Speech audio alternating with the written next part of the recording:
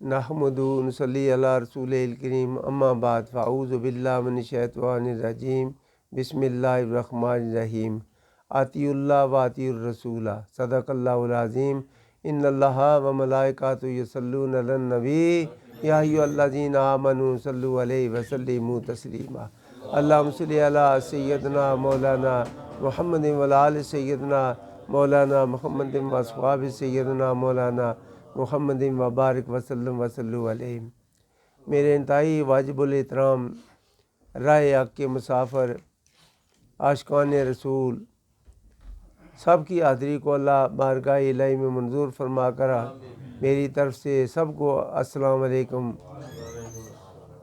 میں نے جو دو بڑی شان والے حکم الہی جو پڑھنے کا شرف ملا ہے، اطیعوا اللہ تابع داری کرو اللہ کی، اطیعوا الرسول اور میرے رسول کی تابع داری کرو، یہ بات تو دو یہ بے شمار سنتے ہوئے عمر گزر گئی کہ اطیعوا اللہ یا اللہ کی تابع داری کرو اور اللہ کے رسول کی تابع داری کو، مگر اس کے اندر جھانک کر ہم نے دیکھا نہیں ہے یہ بات اصل میں کیا ہے۔ فرض کیا کہ یہ قانون پورا قرآن کریم قانون خداوندی ہے، کیا یہ قانون الہی ہے۔ فرض کیا کہ اقیموا الصلاۃ وآتوا الزکوٰۃ، تو نماز ادا کرو تو زکوٰۃ دو، اس سے کیا پتہ یہ یا قانون۔ اگر فرض کیا یہ پتہ، اسے کیا کہتے ہیں علم، مجھے علم ہے کہ اللہ نے حکم دیا ہے نماز ادا کرو اور زکوٰۃ ادا کرو، یہ علم، اس سے کیا پتہ چلا علم سے نجات نہیں ہے، نجات تو عمل میں ہے۔ فرض کیا یہ پتہ چل گیا ہے کہ نماز ادا کرنے کا حکم ہوا ہے، زکوٰۃ ادا کرنے کا حکم ہوا ہے، مگر نماز بھی نہ پڑھیں زکوٰۃ بھی نہ دیں، تو کیا ہماری نجات ہو جائے گی؟ یہ تو نافرمانی میں آئے گا۔ تو یہ اگر نماز ادا کرنی ہے تو پھر کیسے کریں گے؟ واطیعوا الرسول، سنت نبی پہ کام کرنا ہوگا۔ پورا قرآن کریم، تمام جتنا بھی قرآن کریم ہے، سب یہ قانون کی ایک کتاب ہے، مگر اس پہ عمل برآمد کرانے والے نبی پاک صلی اللہ تعالی علیہ وسلم ہے۔ اطیعوا الرسول، اگر فرض کیا زکوٰۃ کا کوئی ذکر آیا ہے وہ زکوٰۃ ادا کرو، یہ قانون ہے، علم ہے، اس پہ عمل کیسے کرنا جو میرے آقا حضور فرمائیں گے، اس کا یہ شرح ہے، یہ قانون ہے، اس حساب پہ ہم زکوٰۃ ادا کریں، پھر آگے سنت پہ۔ اس سے کیا پتہ چلا کہ حضرت موسیٰ علیہ السلام نے اظہار غم احساس کیا کہ اے آقا حضور کے، اے امام الانبیاء، کہ میرے دین میں 72 فرقے بن گئے ہیں۔ حضور نے ارشاد فرمایا میرے 73 ہوں گے، مگر ایک ٹولہ ایسا ہوگا جو ناجی ہوگا، نجات پانے والا۔ وہ کون ہوگا؟ ایک ہی بات ہے، میں یہ دیکھیں پورے قرآن کریم میں کوئی ایسا عمل نہیں جو سنت رسول کے بغیر وہ عمل قابل قبول ہو۔ اگر نماز ہی کوئی ادا کر لیتا ہے تو نماز کیسے پڑھے گا؟ جیسے رسول اللہ صلی اللہ علیہ وسلم نے پڑھی ہے، سنت میں آئی بات۔ جب تک تابع رسول نہ ہوگا، اطیعوا الرسول نہ ہوگا، اس وقت تک ہمارا کوئی عمل بھی قابل قبول نہ ہوگا۔ ہم اپنی مرضی سے فرض کیا کوئی کام لیتے ہیں تو یہ زکوٰۃ ہم اپنی مرضی سے دیتے ہیں، یا اس میں کم و بیش کریں گے تو ہماری وہ زکوٰۃ نہیں، یہ قانون کی خلاف ورزی ہو جائے گی۔ اتباع رسول سے کریں گے۔ اس سے کیا پتہ چلا یہ لوگ رسول اللہ صلی اللہ علیہ وسلم کی اتباع کرتے ہیں، سنت پہ چلیں گے، وہی ٹولہ نجات پائے گا۔ تو جو اگر پھر نام بھی ہمیں وہی رکھنا چاہیے، وہ ہم کون ہیں بھائی؟ نبی پاک صلی اللہ علیہ وسلم کی سنت پہ عمل پیرا بننے والے، ہمارا نام بھی تو وہی ہونا چاہیے، جو کام ہے وہی نام ہو، نام اور تو کام اور، یہ تو ایسے بنے گا نہیں۔ اگر فرض کیا آپ اہل سنت والجماعت ہیں تو اہل سنت والجماعت ہوتے کون ہیں؟ جو نبی پاک صلی اللہ علیہ وسلم کی سنت پہ عمل کرتے ہیں۔ اس کا نام تبدیل کرتے ہوئے ہم فلاں ہیں، ہم فلاں ہیں، ہم کسی فرقے کا نام نہیں لیں گے، مگر یہ دیکھیں ہم اس کو فرقہ ہم کہیں گے۔ جو سیدھا صاف سیدھا صراط المستقیم جو ہے وہ ایک ہی ہے کہ نبی پاک صلی اللہ علیہ وسلم کی سنت پہ عمل پیرا ہونا. جو نبی پاک صلی اللہ علیہ وسلم کی سنت کے بغیر پورے قرآن کریم میں کوئی ایک عمل بھی مجھے بتا دے کہ نبی پاک صلی اللہ علیہ وسلم کی سنت کے بغیر وہ عمل قابل قبول ہے یا وہ پایا تکمیل تک پہنچے گا. ایک عمل بھی بتا لیں, ایک عمل بھی نہیں ہے پورے قرآن کریم میں. فرض کیا نماز لے دیں کہ وہ ادا کریں تو ان الصلاۃ کانت علی المؤمنین کتابا موقوتا, یہ لے لیں کہ بے شک نماز مومنوں کے لیے وقت مقررہ پر ادا کرنا فرض ہو گئی. پر وقت کون بتائے گا؟ کہیں ہے لکھا کوئی قرآن کریم میں فلاں وقت یہ اس کو فجر کہتے ہیں, اس کو عصر کہتے ہیں, اس کو ظہر کہتے ہیں, اس کو مغرب کہتے ہیں؟ کہیں بھی نہیں. جاؤ در رسول پہ ایک عمل بھی مجھے بتائے کوئی جو ہماری نجات کا ایک ذریعہ ہو, اس کا تعلق سنت رسول سے نہ ہو, تو پھر ہمارا نام بھی تو وہی ہونا چاہیے. اس سے کیا پتہ چلا نجات والا ٹولہ بھی یہی ہے, یہی ہے صحابہ کرام رضوان اللہ علیہ اجمعین. اور میرے آقا حضور نے ارشاد فرمایا میرے صحابہ مانند ستاروں میں جو بھی کسی کی اتباع کرے گا وہ میری سنت پہ عمل ہے, چونکہ میرے صحابہ میری سنت کو چھوڑ کر کسی کو اپناتے ہی نہیں ہیں. صحابہ کرام رضوان اللہ علیہ اجمعین حضور کی سنت کو ایسے ترجیح دیا کرتے تھے کہ اپنی جان بھی جائے, اگر مال سب کچھ چلا جائے, مگر سنت رسول کی پاسداری نہیں چھوڑا کرتے تھے. وہ ایک صحابی رسول کے بارے میں نے سنا تو میں چیخ اٹھا. سچی بات بتاؤں یار, کس قسم کے خوش نصیب لوگ تھے وہ ایک ڈاچی کو لیے ایک زمین کے بننے سے وہ ہر روز ڈاچی گزارا کرتے تھے. باغ پکڑی, ایک ہاتھ میں لوٹا لیا, دوسرے میں اس ڈاچی کی باغ پکڑی, رسی پکڑی ہوئی, تو وہاں گھما کرتے تھے. کسی نے پوچھا یہ حضرت یہ روز ہی یہیں پہ گھومتے پھرتے ہو, یہ کیا ہے؟ کہا کہ میرے آقا حضور نے یہاں سے میں نے ان کو گزرتے دیکھا ایسے ہی اسی حالت میں, وہ اپنے دل میں سکون پہنچانے کے لیے میں وہ کر رہا ہوں. ان کو نبی پاک صلی اللہ علیہ وسلم کی سنت کے بغیر ان کو سکون ملتا ہی نہ تھا. یہ تھی محبت الہی. ہم جو نعرے لگانے والے ہیں, میں خدا کی ہاتھ جوڑ کر کہتا ہوں خدا را ایسے نہ کرو, یہ اپنے آپ کو دھوکہ دینے کی بات ہے. اپنے نفس پہ ظلم نہ کرو. جو محبت رسول ہے کبھی بھی چھپی ہوئی نہیں رہے گی, وہ چراغ جل کر رہے گا. مشک اور کہتے ہیں نا, مشک اور عشق کبھی چھپے نہیں رہتے. جب بھی کوئی بے شک کوئی گندگی ہے کہیں, اس پہ اگر کوئی کوڑا کرکٹ پھینک دے نا, تبھی اس کی بدبو آئے گی باہر. تو جو عشق ہے نا, عشق ہو سچا الہی. کیا یہ حضرت رابعہ بتری رحمۃ اللہ کا نام آج تک زندہ, کیا وہ ہماری خالہ لگتی تھی؟ یار اس سے کیا پتہ چلا عاشق کو اللہ تبارک تعالیٰ ان کا رتبہ ہی بلند کر دیتا ہے. ورفعنا اللہ کا ذکر, ان کا ذکر خود ہی بلند کر دیتا ہے. تو کون تھے وہ لوگ؟ پیروی رسول کرنے والے. اگر ہم پیروی رسول کو چھوڑ کر علیحدہ علیحدہ نہ رکھیں, ہم فلائیں, ہم حق کر آئے, ہم یہ ہیں وہ ہیں, بھئی حق تو یہی ہے جو پیروی رسول ہے, اس کو حق کہیں گے. اس کے علاوہ کوئی بھی ہم کسی کو حق مانیں گے نہیں.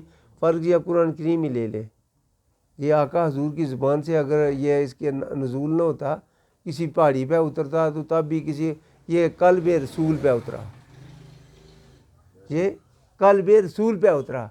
تو اسی لیے تو شاعر نے بھی کہا, میں نے بھی جو کچھ یہ کر لیا, کتب روح قلب زبان ترجمان قلب.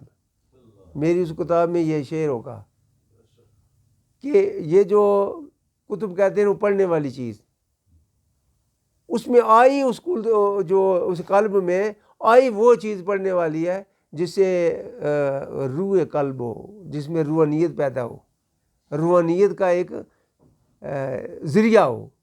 تو روحانیت آئے گی تو روح جو ہے یہ کس جگہ کا ہے؟ عالم روا کا، یہ پردیسی ہے، یہ روح پردیسی ہے، یہ کہاں کا رہنے والا؟ عالم روا کا۔ جب وہاں پہنچے گا تو یہ دیکھے گا یہ سارے لوگ وہاں تھے، مرنے کے بعد سب کو پہچانتا ہوگا، یہ فلان تھے، یہ فلان تھے۔ جب قبر میں جائے گا تو جب عالم روا کے اس کے لیے دروازہ کھول دیا جائے گا تو وہ اپنے گھر کی سیر کر لے۔ تمہاری کوئی چیز کوئی آگے پیچھے تو نہیں ہے، وہی اپنے گھر کی سیر کر لے۔ وہاں پوچھے گا کو وہ فلاں آدمی تھا، وہ کہاں گیا؟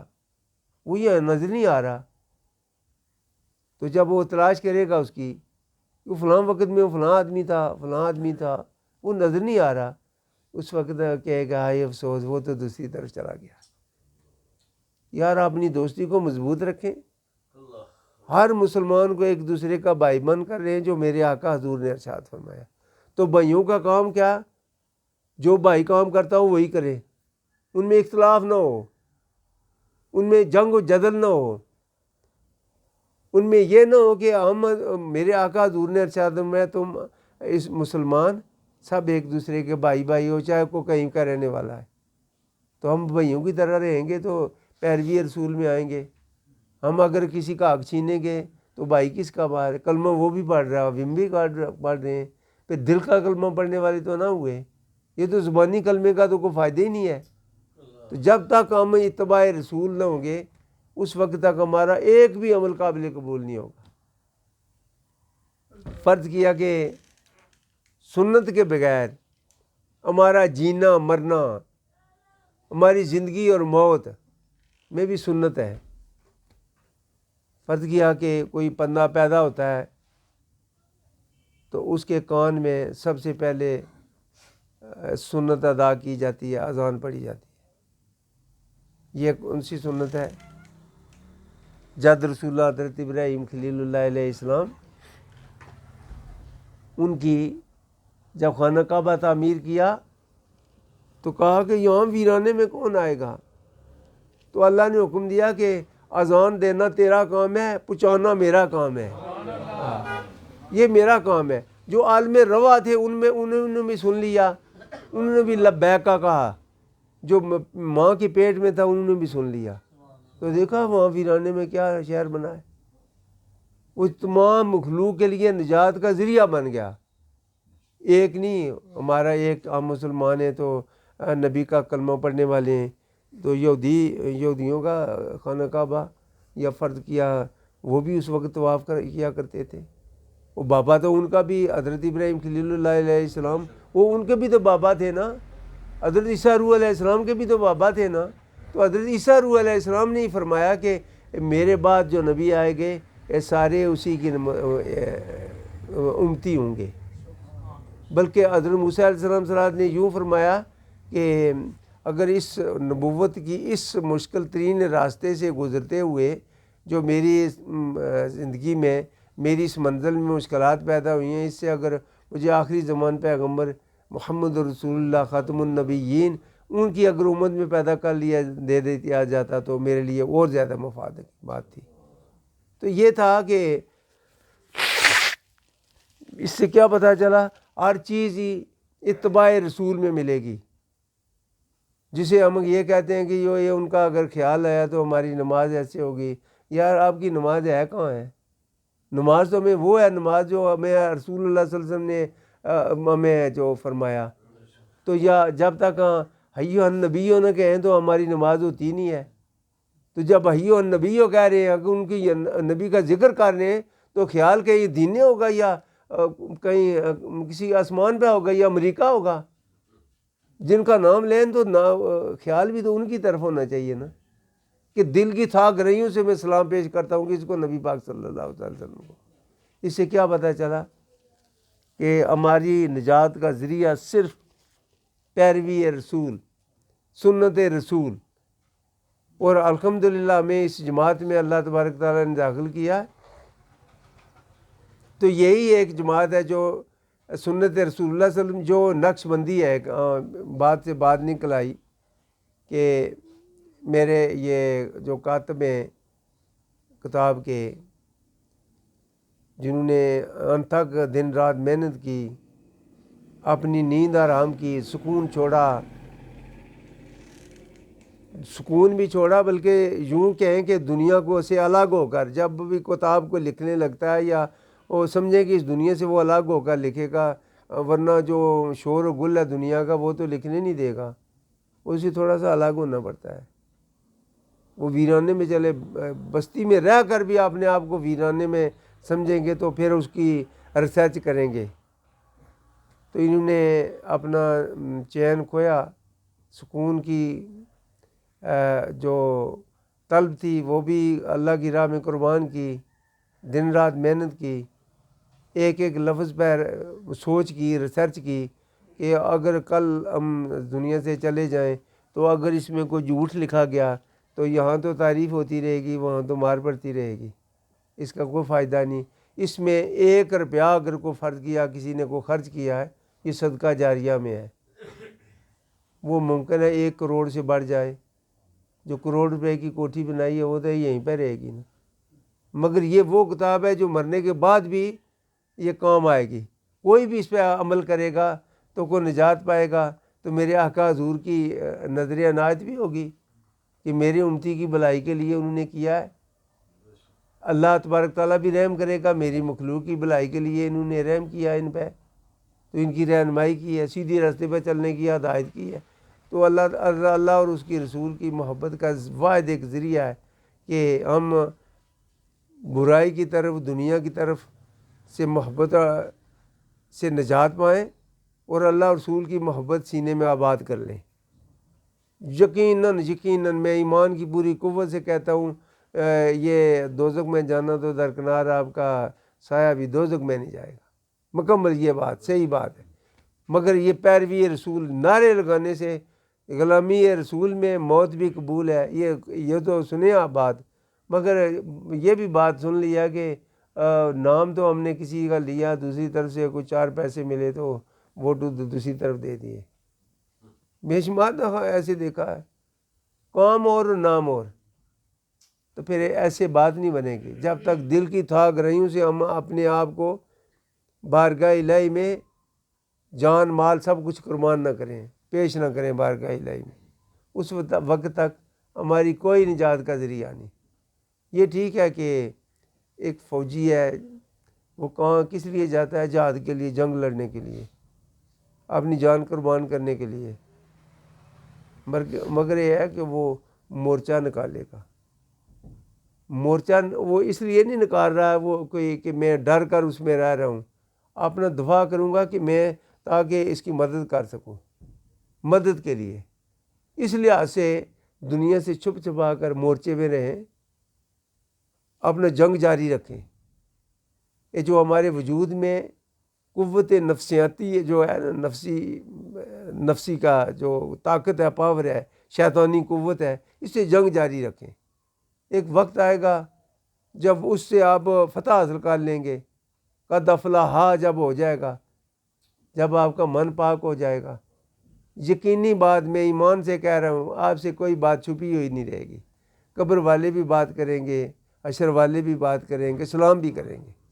آخر دعوانا الحمدللہ رب العالمین۔